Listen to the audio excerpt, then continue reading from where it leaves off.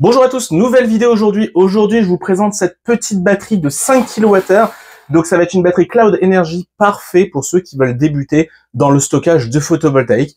Je vous explique, mais cette petite batterie qui est assez compacte, comme vous pouvez le voir, normalement, c'est une batterie qui est dédiée aux voitures de golf. Donc, c'est une batterie de technologie LFP. Elle est catégorisée 100 ampères. Je peux vous dire de suite qu'ils ont mis des très bonnes cellules à l'intérieur parce qu'en réalité, je suis déjà à plus de 110 ampères avec le BMS. Donc, j'ai pu faire des charges complètes, donc c'est-à-dire des décharges et des charges complètes. Comme vous le savez, dans mon installation photovoltaïque, il me faut une batterie fiable et stable avec un bon BMS parce que l'idée est de bien équilibrer les cellules étant donné que je descends très bas en tension et que je monte au plus haut au niveau de la tension, en tout cas de façon quotidienne. Donc cette batterie m'a pas déçu. Franchement, très honnêtement, ça c'est une batterie qui m'a été offerte par Geekmaxi. Alors en fait, ce qui s'est passé, c'est que je leur ai demandé s'ils avaient la possibilité de me transmettre cette batterie. J'avais vu quelques petites caractéristiques qui me donnait envie en tout cas de tester et puis de ragrandir mon installation photovoltaïque. Écoutez, ils me l'ont offerte, la vidéo est libre, je fais ce que je veux et très clairement de toute façon cette marque-là Cloud Energy, je la connaissais pas. En tout cas, elle cochait toutes les cases sur le papier en termes de BMS, de puissance puisqu'on peut aller jusqu'à 200 ampères en charge maximale et 200 ampères en décharge maximale. Forcément, effectivement, n'allez pas dans ces frontières-là, on est bien d'accord. Effectivement, au niveau d'une batterie LFP, on va dire 0,5C, c'est-à-dire en gros 100 ampères, vous allez à 50, 60 ampères de charge, 70 maximum. Vous pouvez aller jusqu'à plus de 100 ampères, mais à l'occasionnel, pendant 30 secondes, 40 secondes. L'idée, c'est de préserver au maximum les cellules. Moi, étant donné que j'ai tous mes groupes de cellules LTO, j'ai mes groupes de cellules qui sont ici aussi LFP avec celle-ci, il n'y a pas de problème. Ils se partagent quand même pas mal l'énergie, mais il faut quand même dimensionner un bon BMS. Pourquoi? Parce que si vous avez une batterie qui se décharge dans l'autre, par exemple, vous faites une très forte charge, et puis qu'à un moment, il y en a une qui doit encaisser le voltage maximal, il faut absolument pas que le BMS se mette en défaut. Donc là, moi, je suis tranquille sur mon installation. On va en parler un peu plus, on va aller dans les caractéristiques de la batterie interne, puisque sur l'application, elle est vachement complète. On a même un petit écran, vous voyez que là, en ce moment, elle est en train de charger. Je vais retirer, hop, le petit plastique, puisque elle va rester ici, cette batterie. Donc là, on a le petit écran qui dit qu'elle a 30% de charge. Forcément, j'ai fait exprès, j'ai chargé la voiture, j'ai vidé les batteries ce matin pour vous montrer vraiment des captures d'écran. Et puis après, je vous montrerai des captures d'écran d'une charge complète pour voir au niveau des cellules.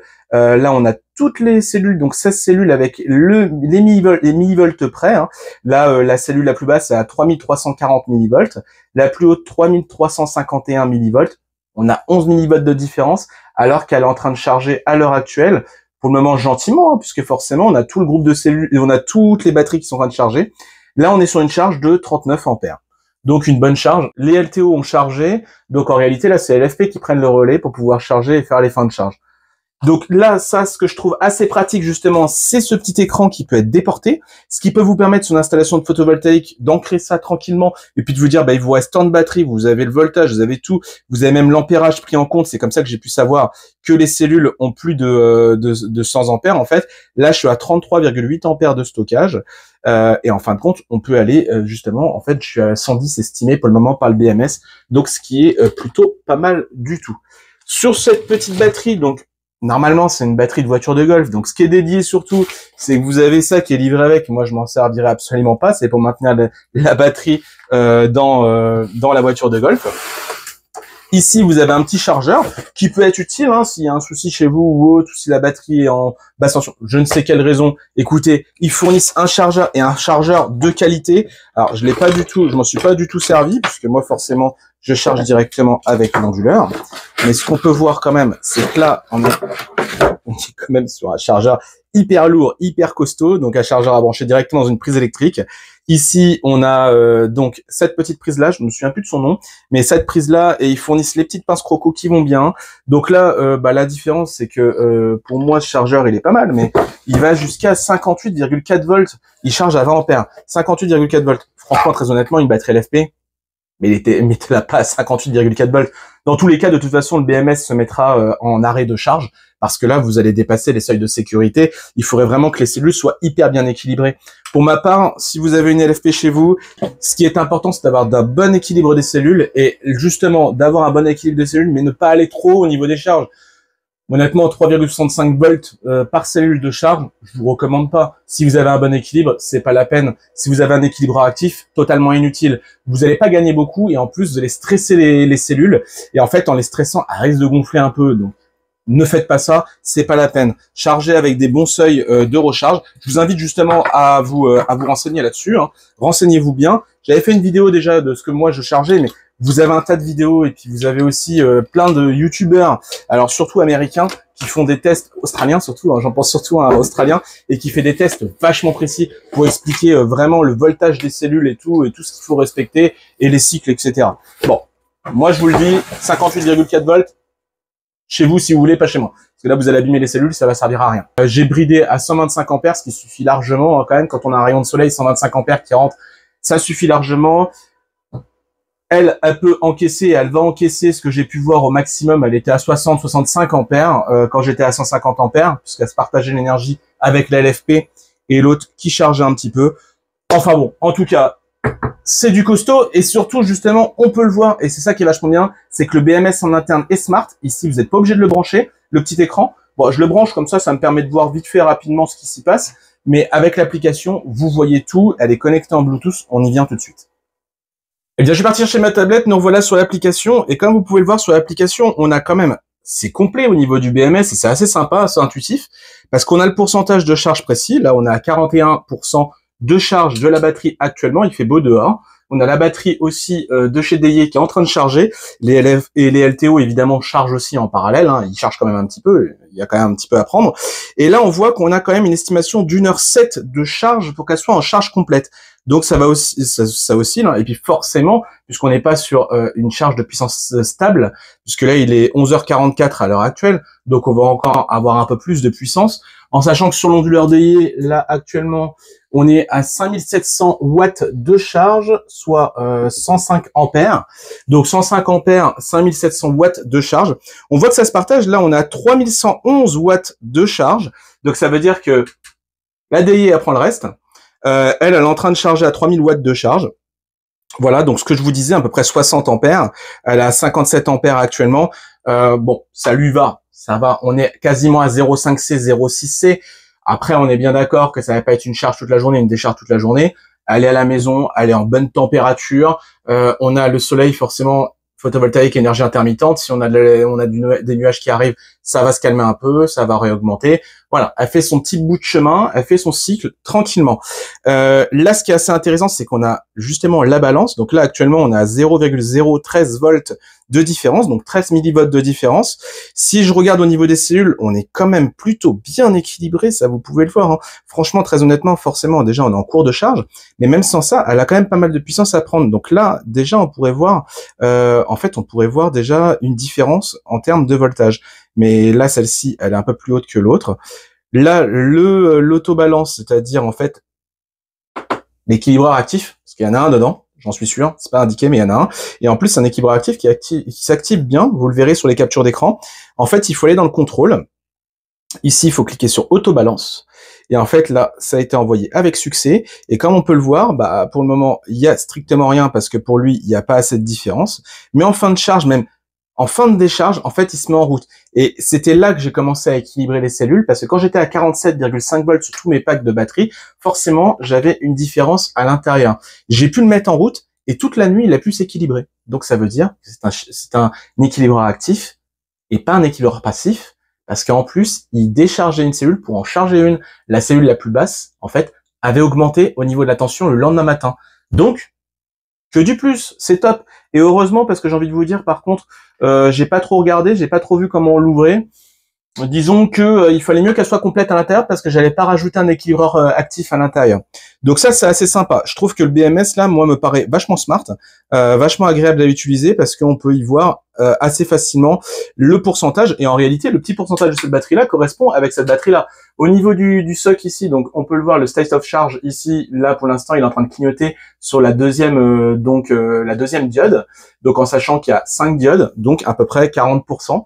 Et il va continuer, et j'ai pu repérer qu'en réalité, les deux se synchronisent bien, et quand j'ai cette puissance-là, là on a 44%, bah l'autre aussi est à 44%. Donc, franchement, petite batterie efficace. c'est vrai que pour un petit pack et un pack évolutif, parce que comme vous pouvez voir, on peut le coupler avec d'autres systèmes de batterie, donc et d'autres marques. Donc vous pouvez très bien commencer avec cette batterie-là, puis ensuite en rajouter d'autres ou d'autres marques. Mais en tout cas, vous en aurez pour 5,1 kWh exactement de puissance. Voilà, là on va aller voir, vous voyez là on est en train d'osciller à 60 ampères, hein. Comme je l'ai dit, 60-65 grand maximum, là on est à 59-70, 60, donc voilà, c'est ce qui va se passer, et puis là on va maintenir la charge parce que là l'onduleur est en train d'envoyer actuellement 108 ampères, donc là le LTO va reprendre un petit peu, enfin bon ça s'équilibre tranquillement, ça fait son petit bout de chemin. Allez, je vous fais une petite pause dans la vidéo parce que je vous parle des valeurs, mais je vous montre pas sur l'onduleur. Donc là, ce qu'on peut voir sur l'onduleur, c'est qu'en ce moment, je suis en train de charger 6300 watts. Donc là, on voit que c'est 115 ampères. Hein. Je peux monter à 125, c'est là, je l'ai bridé. Et là, on peut voir qu'on est à 160 watts au niveau de la dépense de la maison. Mais j'ai la voiture qui est en train de charger à 16 ampères, donc 3700 watts. Donc forcément, en fait, tout ça s'est effacé. Il y a la maison qui est effacée, les micro-onduleurs poussent derrière. Malgré ça, ici, vous avez le plan en est. Donc là, vous avez mes 4 panneaux Trina Solar qui sont sur le toit, qui sont branchés en courant continu, qui sont en train de produire 1228 watts actuellement. Ici, vous avez les 2 rangs de panneaux solaires que j'ai dans mon jardin. Donc pour rappel, ces 2 rangs de 300 watts crête, il y a 12 panneaux de 300 watts crête. Donc on voit qu'on a 2700 watts ici, 2641. Il y a une petite différence entre les deux, peut-être une légère inclinaison différente. Bon, j'essaie de faire les ranger au mieux. Vous l'avez déjà vu dans mes vidéos, mais voilà.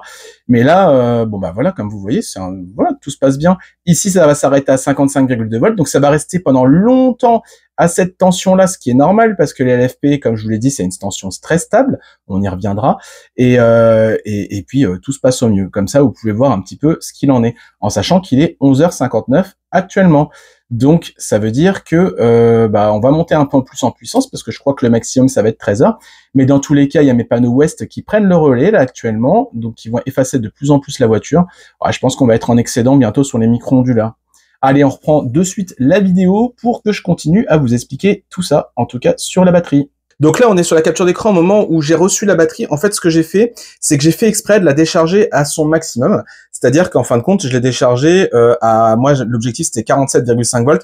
Je vous avoue que quand j'ai vu la cellule 10 descendre à 2,7 volts, je me suis dit, bon, j'espère qu'on va pouvoir faire quelque chose parce que si tous les jours je la descends à cette tension-là, ça n'ira pas du tout. 2,7 volts, c'est encore admissible pour les LFP, mais c'est pas très bon, on est bien d'accord pour la durée de vie. Donc moi, ce que je voudrais, c'est descendre vers les coups de 3 volts, 2 volts 9 au maximum. Même si, toujours pareil, les seuils de sécurité, le LFP peut descendre jusqu'à 2,5 volts. En dessous, c'est pas bon, ça peut être irréversible pour les cellules. Donc il faut pas y aller. Et si vous y allez, il faut que ça soit extrêmement rapide. Il faut pas que vous laissez ça pendant 2 jours à en dessous de 2,5 volts. Ça n'ira pas du tout. Donc là, on est sur voilà, vous voyez, là on avait une cellule qui était à 2,728 volts et l'autre à 2,974 volts. D'accord? Donc le SOC disait 1%. Donc là, j'avais mis l'équilibre. Là, on voit que vous voyez, j'avais commencé à mettre l'équilibreur actif en route. Donc, je suis parti dans les options. Pour avoir le système de contrôle du BMS, il faut impérativement se créer un compte. Donc, vous créez un compte avec n'importe quel type d'adresse. Après, vous en avez plus besoin. C'est que dans l'application, en fait, ça débloque le contrôle. Donc, du coup, après, vous avez vraiment pas besoin d'Internet. Hein. Si vous avez besoin de le faire, vous pouvez le faire. Ici, au niveau du Smart Control, enfin, en tout cas, du petit boîtier qui est avec pour la batterie, vous pouvez arrêter la charge, arrêter la décharge. Par contre, j'ai pas vu le contrôle. Peut-être qu'il y a quelque chose à faire avec le bouton, mais j'ai pas vu le contrôle pour activer l'autobalance. Mais en Bluetooth avec l'application, vous pouvez activer l'autobalance ou le forcer en tout cas. Peut-être qu'arrivé à un certain seuil, il va s'activer, mais en tout cas, moi, je l'ai activé pour équilibrer ces cellules le soir où je l'ai mis en route. Là, du coup, on peut voir sur la prochaine capture d'écran. Donc là, ce qui s'est passé, c'est que j'ai laissé s'équilibrer pendant un moment. Et ce qui était intéressant et ce qui m'a dit, ah, c'est sûr que c'est un équilibreur actif, c'est que la cellule la plus basse a remonté et la cellule la plus haute a diminué. Vous voyez, 3,025 volts, alors qu'elle était à 3,037 volts. Elle, 2,728 volts. Et là, vous voyez, 2,8 volts. Et là, on peut voir qu'il y a pas mal de cellules qui ont changé. 3,015, 3,29. Il y a eu un équilibre, en tout cas, plus ou moins de toutes les cellules. Je ne sais pas comment fonctionne ce BMS. Malheureusement, j'ai pas plus d'infos que ça. En tout cas, il fait le boulot. Si on peut regarder, et on va continuer sur les captures d'écran. Et là, je vous reprends une autre capture d'écran. Donc, moi, j'avais orienté à l'onduleur 47,5 volts. Il l'a bien tenu. Et là, on peut voir que maintenant, plus tard, on est à 0,008 volts de différence. Donc là, l'équilibreur actif est désactivé. Du coup, le soc est meilleur. Et ce qu'on peut voir, vous voyez, au niveau des cellules, ben là, on est parfait. On a 2,9 volts en fin de décharge. Bon, évidemment, c'est quand même bas. Mais en tout cas, quand vous avez toutes vos cellules qui sont équilibrées, aucun souci. C'est pareil, 47,5 volts, je vous l'oriente absolument pas si vous avez uniquement un équilibreur passif avec peut-être un équilibreur passif qui est peut-être de faible qualité, en tout cas qui va avoir un minimum d'équilibre, parce que là, vous allez forcément avoir peut-être des cellules à 3,1 volts et d'autres carrément à 2,6 volts ou autre. Donc ça, il faut pas. Il faut bien avoir le contrôle. Pour moi, aujourd'hui, c'est bien important d'avoir le contrôle des cellules pour être sûr que là-dedans, toutes les cellules soient bien équilibrées. Donc voilà, le temps que je vous parle, et puis je vous fasse de façon en direct la vidéo, vous voyez, on a 51%. Ah, là, vous voyez, il y a l'autobalance qui s'est mis en route. Alors, je sais pas c'est quoi son seuil, mais il a commencé à travailler pour pouvoir équilibrer les cellules. Donc là, la cellule la plus faible actuellement est la cellule numéro 16, et il est en train de prendre sur la cellule numéro 9 pour pouvoir redescendre et équilibrer. Il me semble qu'il fonctionne comme ça, mais comme je dis, je laisse une petite réserve parce que j'ai l'impression que c'est un BMS même qui peut équilibrer plusieurs cellules à la fois, parce que j'ai pu le voir au moment où la batterie était en stand-by à 47,5 volts, j'ai vu qu'il y a eu un petit changement sur toutes les cellules. Donc, je ne sais pas pourquoi, mais en tout cas, il se passe quelque chose. Et l'important, dans tous les cas, c'est que la plus basse ne soit pas trop basse, et surtout là, en période de charge, que la plus haute soit sous contrôle, pour éviter de charger trop fort. Et en fait, comme vous le savez, j'ai toujours mon petit schéma qui est à côté. Je l'ai pas rangé. Le petit schéma que je vous avais fait, et comme vous le savez, en réalité, quand vous avez les cellules LFP, elles descendent très vite en tension à partir d'un certain seuil de SOC. À partir de 20%, vous avez les cellules LFP qui dégringolent au niveau de la tension. Donc, ce qui va être important, c'est des cellules bien équilibrées. Je l'aurais dit beaucoup de fois dans cette vidéo, mais au moins, vous allez le comprendre. Et pendant la période de charge, en fait, il n'y a pas de souci. Parce que pendant la période de charge, vous avez les cellules qui restent plus ou moins à la même tension. Par contre, en fin de charge, ça explose. C'est-à-dire que de là, de 90-95% jusqu'à 100%, et ben là, vous allez très vite à avoir un emballement d'une cellule. Donc, l'idée, c'est d'avoir un bon BMS pour que lui, il permette d'éviter cet emballement de cellules. Je vais attendre la fin de journée, comme ça je vous ferai une petite capture d'écran que je vous rajouterai là à l'instant T, que vous allez voir en direct maintenant en fait sur la vidéo. Et sur cette petite capture d'écran, vous le verrez, en fait on a un équilibre qui se présente pas mal. Mais là, vu que je suis encore pour l'instant sur des cellules neuves, je vais avoir une cellule qui va monter, je pense, un peu plus haut que les autres. Je ne sais pas combien de millivolts de tension on aura de différence, mais vous le savez actuellement puisque vous aurez le tableau. En tout cas, je vous mets le petit lien en description. Il faut savoir que je ne suis absolument pas payé par Geek Maxi. Ils m'ont fait confiance pour cette batterie. Moi, j'en avais le besoin pour agrandir mon installation photovoltaïque présent ici. Et j'avais besoin de quelque chose de costaud parce que quand même, pour coupler avec tout ce système, il faut quelque chose qui ne faillit pas. Chez Daye, pas de souci. Cloud Energy, je ne connaissais pas. Par contre, j'ai vu que toutes les caractéristiques qui étaient présentes, ça cochait toutes les cases. Je vous remercie d'avoir regardé la vidéo. Il commence à faire beau, Donc, on va pouvoir s'atteler et s'attaquer au tracker solaire donc de chez EcoWarty. Et puis, j'ai pas mal de tests à faire sur les micro-onduleurs. On va essayer de se mettre des panneaux en parallèle sur les micro-onduleurs. Alors, panneaux en série, je vous le dis tout de suite non, parce qu'on va monter trop haut en tension. Par contre, j'ai quelques petites expériences à faire.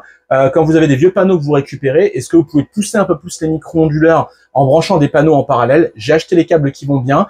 J'ai pas encore fait ces tests. Je vais les faire. Je vais attendre justement qu'on ait un beau soleil pour pouvoir les faire. Voir comment un micro-onduleur résiste bien, surtout de la marque Daye. Mais d'autres micro-onduleurs, j'ai été contacté par Homiles. Alors, Homiles, je leur ai dit oui. J'ai pas eu d'autres signaux. Après, au final, l'idée, c'est qu'en fin de compte, je puisse tester tout type de matériel. Il n'y en a pas un plus mauvais que d'autres. Il y en a qui ont leur avantage, les autres, les inconvénients, peut-être en termes de puissance ou en termes de bridage ou autre. Mais en tout cas, Homiles, c'est une très bonne marque, donc pourquoi pas. On verra bien si là, je pense qu'il y a le nouvel an chinois, donc voilà. Mais en tout cas, on verra bien s'ils me recontactent par la suite. Comme je vous l'ai dit sur ma vidéo d'avant-hier, j'étais hyper occupé, donc forcément, en fait, j'ai pas pu vous faire d'autres vidéos. Allez, à très vite, à très bientôt.